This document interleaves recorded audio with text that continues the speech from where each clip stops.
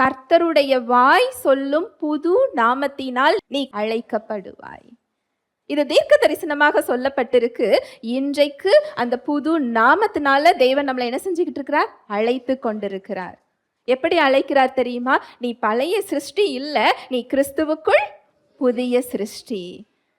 நீ அலங்கோலமானவன் இல்ல, என்னால் தெரிந்து கொள்ளப்பட்ட பிள்ளையாக இருக்கிறாய்.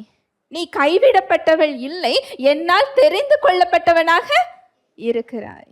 நீ பாவி இல்லை, நீ கிறிஸ்துவுக்குள் நீதிமான். நீ நோயாளி இல்ல, கிறிஸ்துவின் சுகத்தை பெற்ற புது சிருஷ்டி. நீ அடிமை இல்ல, என்னுடைய பிள்ளையாக இருக்கிறாய். நீ இருளுக்கு உரியவன் இல்லை, நீ வெளிச்சத்தின் பிள்ளையாக இருக்கிறாய். நீ பலவீனன் இல்ல, நீ எப்படி இருக்கிற? பலவானாய் இருக்கிறாய். நீ கடனாளி இல்ல, எல்லோருக்கும் கடன் கொடுக்கிறவனாய் இருக்கிறாய். நீ சபிக்கப்பட்டவன் இல்லை, நீ பட்டணத்திலும் ஆசீர்வதிக்கப்பட்டிருப்பாய், வெளியிலும் ஆசீர்வதிக்கப்பட்டிருப்பாய்.